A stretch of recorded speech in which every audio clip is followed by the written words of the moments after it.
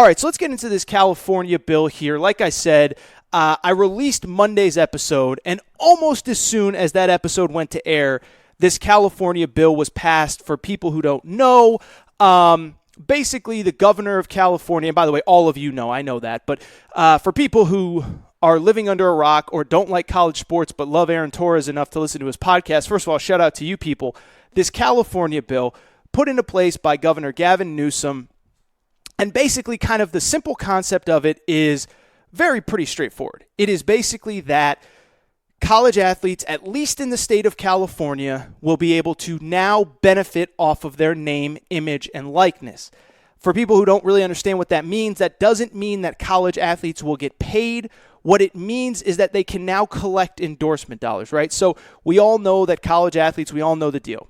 Go to school, you get tuition paid for free, you get books paid for free, you get free housing, you get free food, you get free workout gear, you travel, you get a meal stipend, whatever, but you obviously don't get paid. So in this case, a player will not be able to get paid, but if the local car dealership wants to have Tua Tagovailoa in a commercial and pay him $100,000 or $20,000 or $5,000, they can now do it.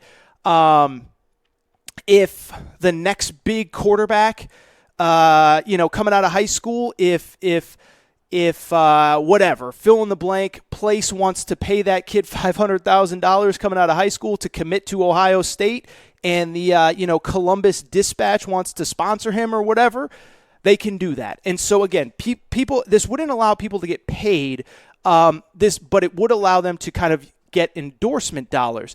I would also add, by technicality, players already can, but obviously if a player gets paid using their name, image, and likeness, they get suspended and they're not allowed to keep that money. So obviously the most famous case, Johnny Manziel, signs autographs for money and basically gets paid for it. He gets videotaped and the NCAA suspends him. They end up only suspending him a half a game. But the point being is that Johnny Manziel got in trouble for that. Under this new bill, the NCAA would not be allowed to suspend athletes for using their name, image, and likeness, at least in the state of California. And so that's where that bill kind of comes into place. And so the NCAA's argument all along has basically been, look, we can't have 50 states legislating their own thing. And what the NCAA has tried to argue is that if this bill goes into place, they may have to suspend California teams from competing under NCAA stuff, right? So if UCLA can now bid on college basketball players or college football players and nobody else can, the only way to stop UCLA in theory by the NCAA's idea would be for them to suspend UCLA from all kind of postseason activity. So basically, yeah, UCLA, we can't stop you from paying players or from allowing players to benefit off their name, image, and likeness, but you're not allowed in the NCAA tournament this year. So it's been this kind of big legal back and forth in the media, out of the media. And on Monday, it came to a head. The governor of California signs this bill, putting this rule into play in California. It won't take effect until 2023. But again, basically the concept is that athletes in the state of California, if you go to a state school in California, a college in California, USC, UCLA, San Diego State, Cal State Fullerton, Cal Berkeley, Stanford, basically you can now get endorsement deals effective in 2023.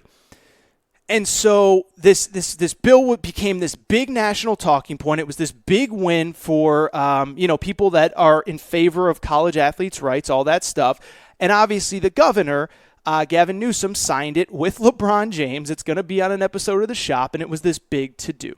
All right, so that's the background. Now let me kind of give you my opinion, because like I said off the top, I'm not as anti this bill as you think. I think anybody who listens to this show knows that for the most part, I like the NCAA model. I've said it many times. I've had many of you guys write in to the Aaron Torres Sports Podcast asking questions along this line of, I actually think most college athletes have it pretty good. Without this bill, this is what a college athlete gets. They get a check. First of all, people don't realize, you got to pay college athletes. Well, they do get paid. It's called the cost of attendance stipend. And kids get a check every single month. It's small. It's a couple $100 a month, but it's spending money. But here's my argument, which is basically that when you think about everything a college athlete gets, you don't really need more than a couple $100, right? Your housing is already paid for. Your food, you get free food round the clock, as much food as you can eat around the clock. Obviously, your health care is taken care of.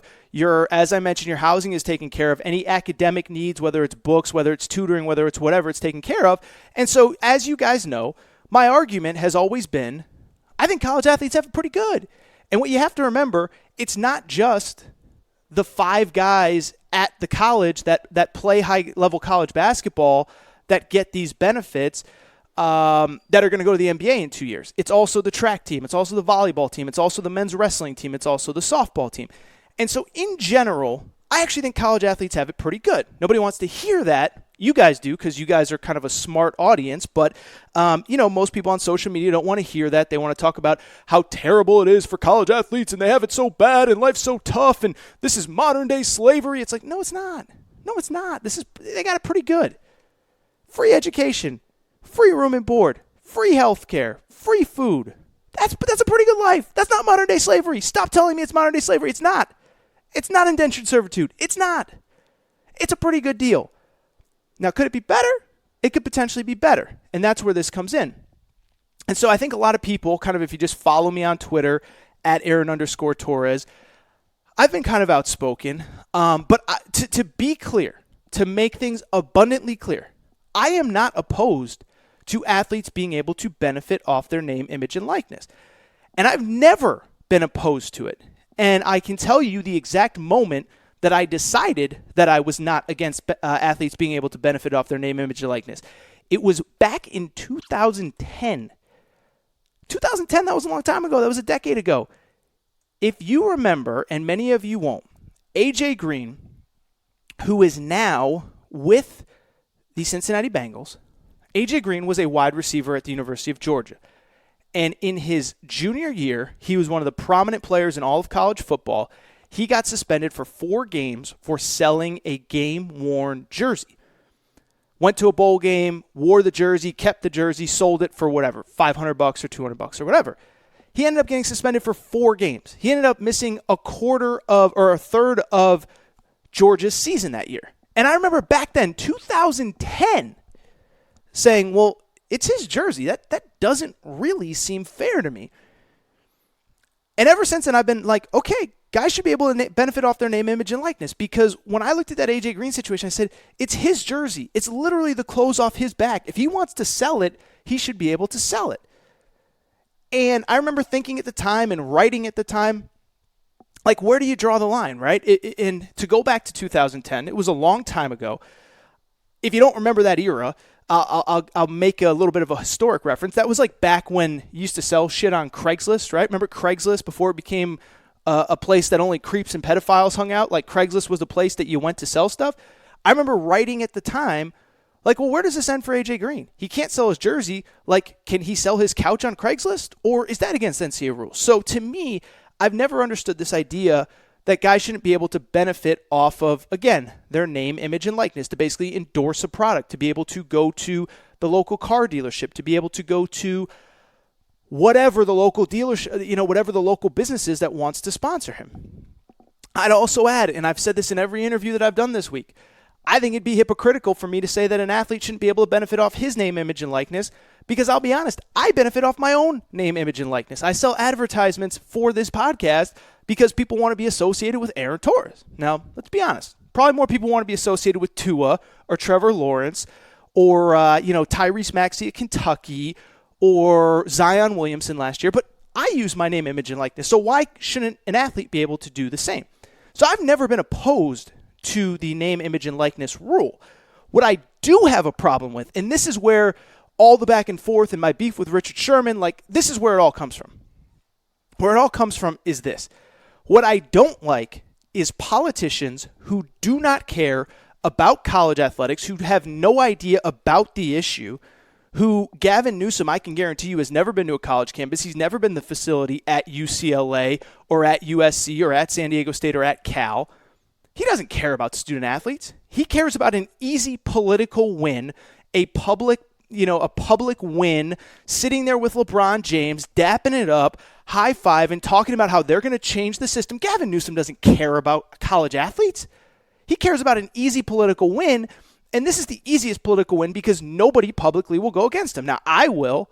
A couple other guys in the media will. Doug Gottlieb will. Dan Dockich will. Now, everybody will come after us because, oh my God, we don't think that college athletes have the worst lives in the world, so we must be terrible human beings. Must be racist because I want to hold people back. Got called racist a lot today. Fun day, but it happens. Whatever, no big deal.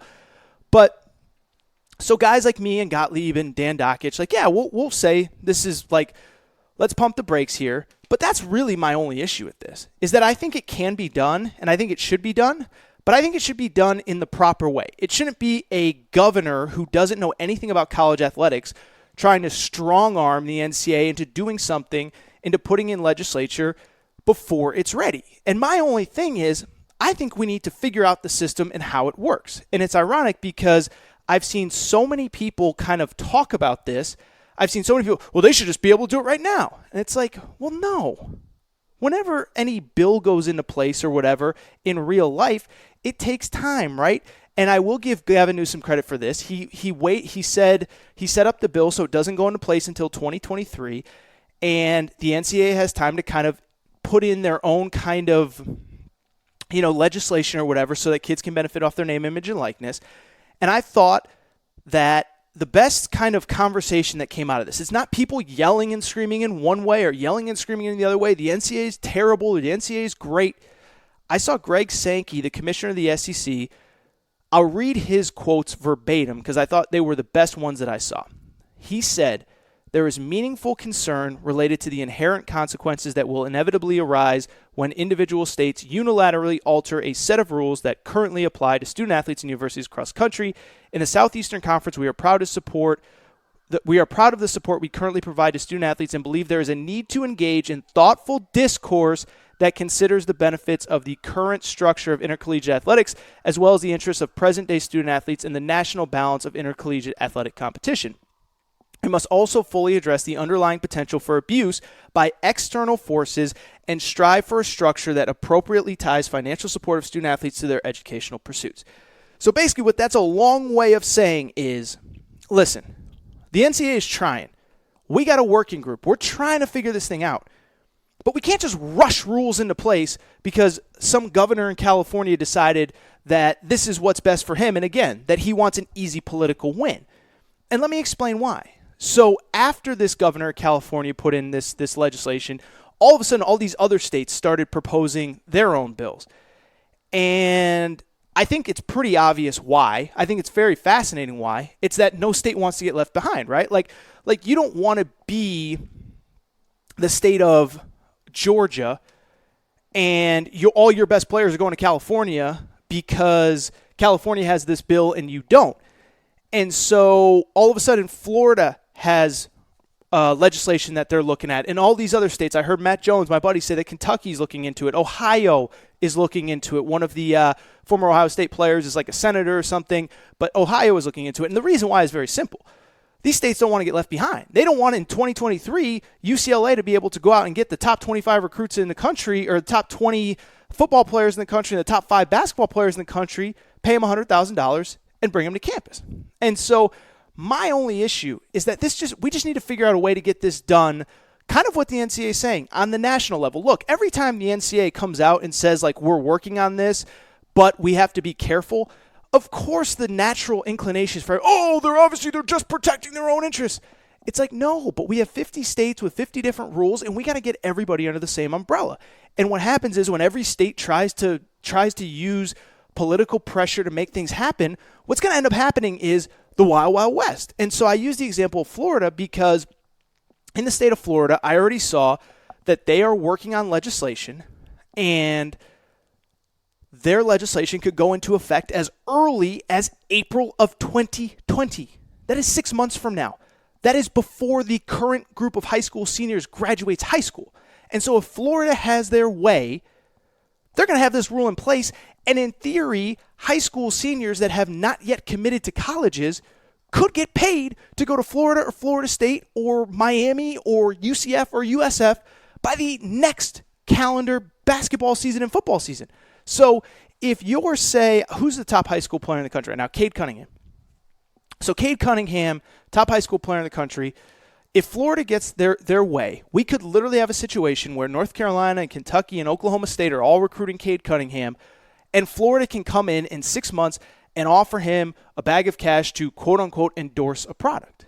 And so I know I'm going a lot of different directions here, but I just think it needs to be figured out on a national level, legislated on a national level, because you can't just have every state doing their own thing, and you can't just have every state implementing their own rules when they want, how they want, this and that. And so the one thing I will say, look, people have been trying to bring down the NCAA for 50 years.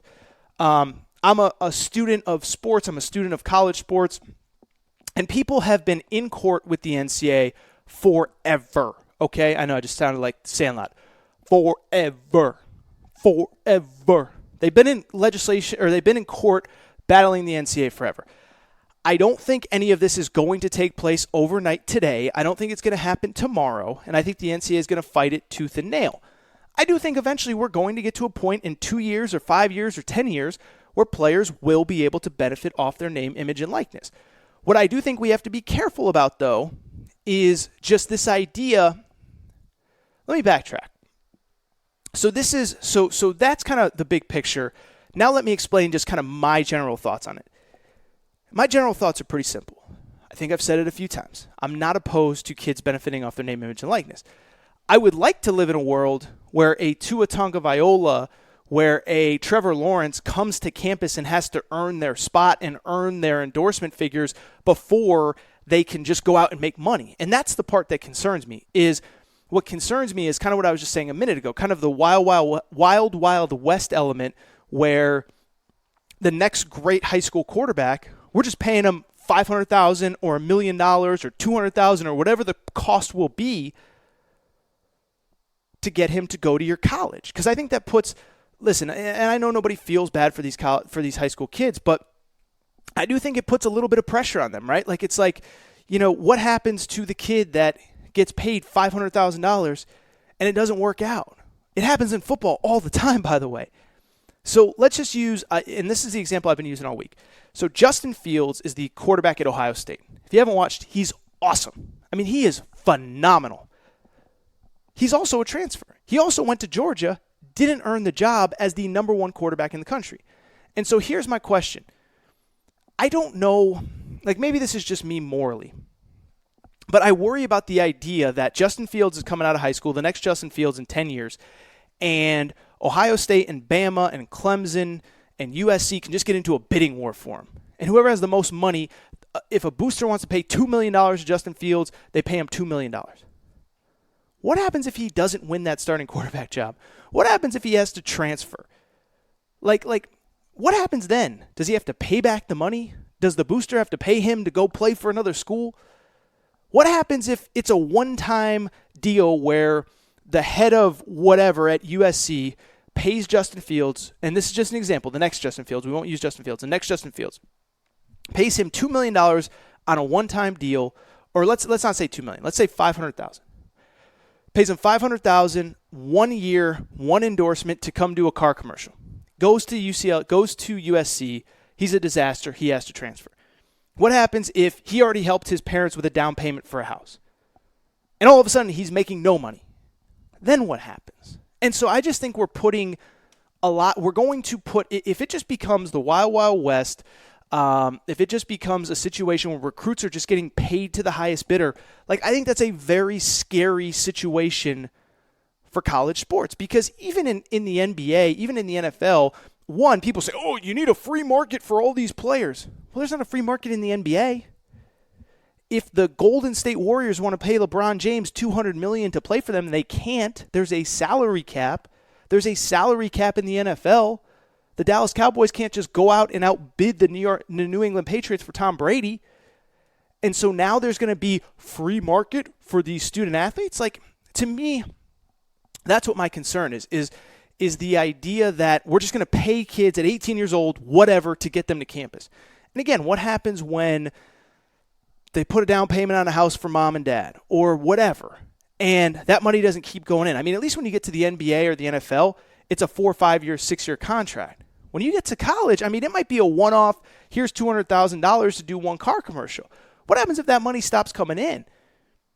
Now, maybe I'm being overly dramatic. Maybe I care too much about, putting too much pressure on a 17, 18-year-old kid. But I think these are the realities. And I think this is what, when Greg Sankey says, like, we have to kind of just look at the big picture of all 50 states. When Mark Emmert, the head of the NCAA, says we have to look at all 50 states. I do think that this is what they're talking about. If some people say, if FedEx, if James Wiseman goes to Memphis, and James Wiseman was the number one high school player in the country, and I've heard people say, well, if FedEx wants to pay him $1 million a year, they should pay him $1 million a year. Okay, but I don't know. It's just there's something that doesn't add up there. And I'll be honest, man, and I think this is something that a lot of people are underestimating.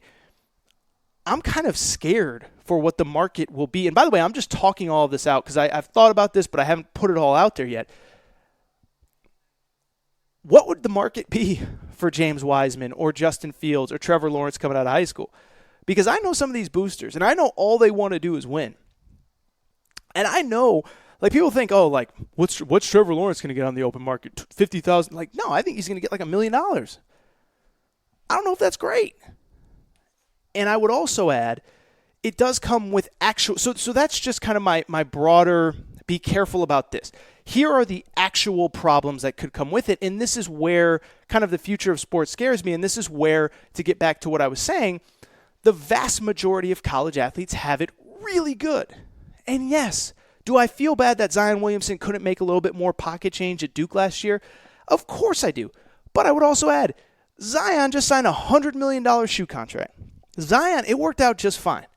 But if we had paid Zion all that money at Duke, does that mean that now we have enough money for the women's lacrosse team and the women's golf team? Do we have to start cutting sports? And so let me give you an example on that.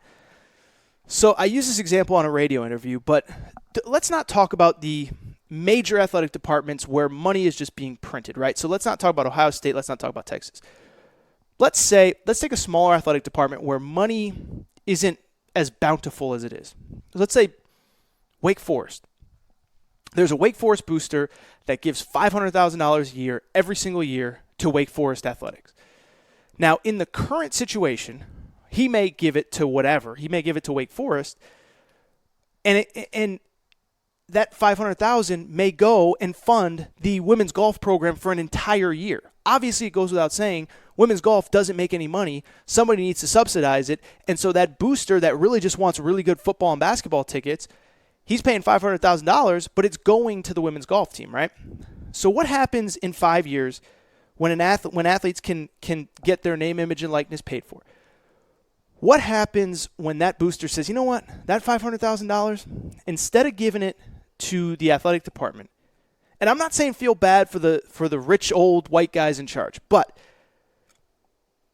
what happens when that guy in 5 years says, you know what, instead of giving that $500,000 to the athletic department, I'm just going to go find the best quarterback in high school football. I'm just going to give him $500,000 because I want Wake Forest to be good at football.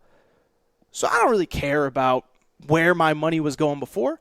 I'm just going to give it to whatever kid. And I own a car dealership, and I'll give the kid $500,000 to do one autograph signing at my dealership. And the kid gets $500,000, he comes to Wake Forest. Now all of a sudden that $500,000 that was going to the women's golf program, gone. And what happens to the women's golf program? And so that's kind of what scares me about what this could look like. I don't think that kids shouldn't be able to make money. What concerns me is stuff like that. How about this? Let's take it a step further. Adidas, Nike, Under Armour, as we all know through this FBI probe, they pay tens of millions of dollars to these universities to be the official apparel sponsor. Obviously, some of it under the table is maybe going to a recruiter too. Okay, so now here's my question, right? So Under Armour gives like $15 million to UCLA.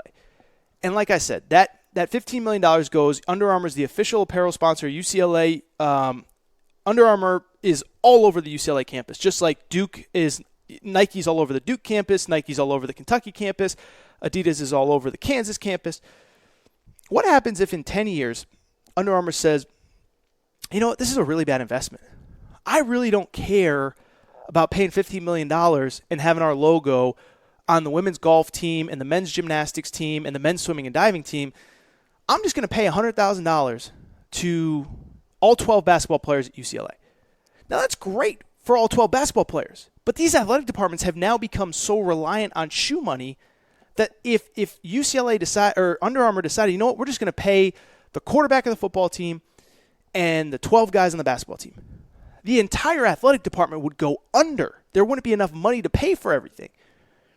And so maybe I'm too nostalgic. Maybe I'm too, I don't know if nostalgic's the right word, but let me put it to you this way. I understand the effects that these decisions will have in a way that most people don't. The guys that you see on TV and girls that you see on TV, they're not on these college campuses. They're not there every day. They're not in the facilities. They're not seeing how well the women's golf team and the swimming and diving team and the men's wrestling team, they're not seeing how well those people are living. And maybe I shouldn't care about the men's wrestling team.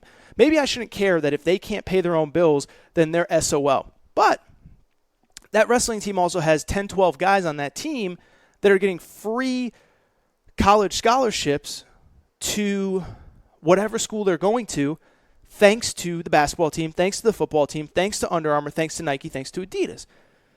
And so these are the real concerns that I think creep up with this bill. And so to go back, and I'll wrap up on this because I'm already 25 minutes in and I don't know how I got here. This is my concern with this bill. And I have no problem if, like I said, over the next year or 2 years or whatever, the NCAA figures out a way to make this happen, that it's kind of, I don't want to say regulated, but that basically that it can be controlled in some way. So John Smith, the owner of the car dealership, isn't just walking through campus and grabbing Zion Williamson and handing him a briefcase full of cash and saying, come down whenever you can and let's do an autograph signing.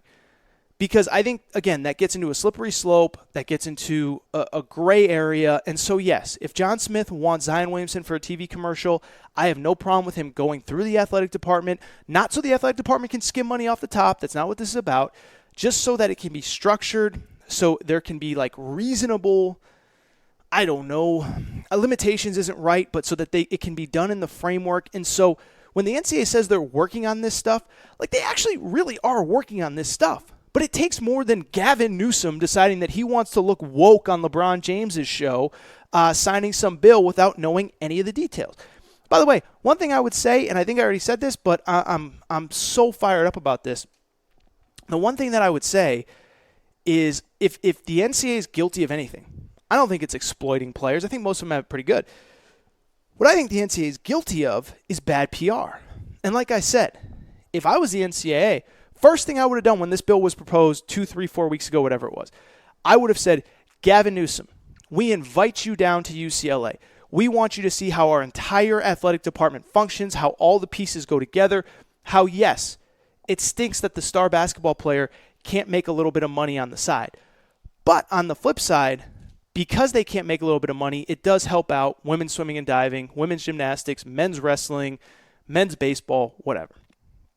So I hope that makes sense, and I just hope that this thing can be done in a way where it works for everybody, where we don't have the star high school football player who's never played a down of college football or the star high school basketball player who's never played a minute of college basketball getting $200,000, $300,000, $400,000, and it's affecting the entire athletic department. If I can wrap it up in one simple way.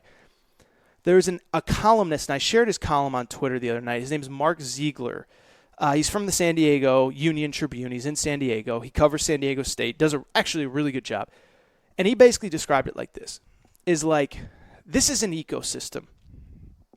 And one little disruption to the ecosystem, the whole thing could come crashing down. And that's the point I made about swimming and diving and golf and all that stuff. It's kind of like, this summer there was a big story about wildfires in the Amazon, right? And but if you read an environmentalist or whatever, somebody who studies the environment, they'll tell you, oh yeah, if the Amazon burns down, it's going to have an effect on the entire globe. And that's what this is all about here. So I hope the NCAA can do this in a way that makes sense, that works for everybody besides the 7 or 10 or 15 or 50 athletes that are actually going to make money. That's that. By the way, I didn't even get into my Richard Sherman thing. So Richard Sherman, real quick, then I'll get to my college football picks. Richard Sherman comes out with this thing of he said, I guess his exact quote was, he hopes that this bill destroys the NCAA. So it's so funny because I tweeted out on, I guess it was Tuesday morning, and I really didn't even think all that much about it when I tweeted. I just said, basically, like, Richard Sherman can't be serious here. The NCAA, this organization that he's crushing, provided him with with a scholarship to one of the greatest universities in the world. And if he had never played a down of NFL football, here's the exact quote. Richard Sherman on the California bill, I hope it destroys the NCAA. And my response was, this can't be real, right? The NCAA allowed Richard Sherman to get a free education at Stanford. Had he never played in the NFL, he could still have gotten a degree from one of the best universities in the world on the NCAA's dime. This is truly an awful take by Richard Sherman.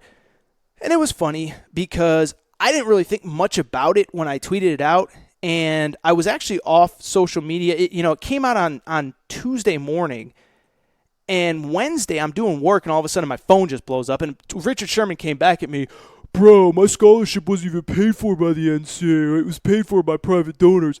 Yeah, no shit, bro. Like, I know your scholarship. Like, I know the NCAA didn't write a check to Stanford that said, please take care of Richard Sherman. But the broader point is that kind of what I was just saying. I don't think Richard Sherman's the guy that should be trying to take down the NCAA. Richard Sherman got a great education from a great university. By the way, credit to Richard Sherman because he was smart enough. He could have gotten an academic scholarship to Stanford. He could have gone to probably any school in the country on an academic scholarship. But let's also not deny the fact that football really did help him out. And by the way, there were 84 other guys on that team, and probably 80 of them didn't make the money in the NFL that Richard Sherman did, and they do need that education. And so Richard Sherman came at me, and it was just a thing, and it was just like all day, and it was just really what it was exhausting because you know how it is on social media. You can't really you can't get out context. And so, like I said, it was just all day long. It was Sherman got you. You're Richard Sherman's you know what. I'm like, no, I'm not. Like, the dude got a great education at Stanford. If he had twisted his ankle by the way, I would add this on Richard Sherman. He was like a 5th-round draft pick. If he gets drafted by like Marvin Lewis instead of Pete Carroll, he's probably not in the NFL and probably using that degree that he got from Stanford for something other than football. But again, let's destroy the NCAA so that the next Richard Sherman can't get a chance. I thought it was totally idiotic by Richard Sherman. And as usual, I'm right.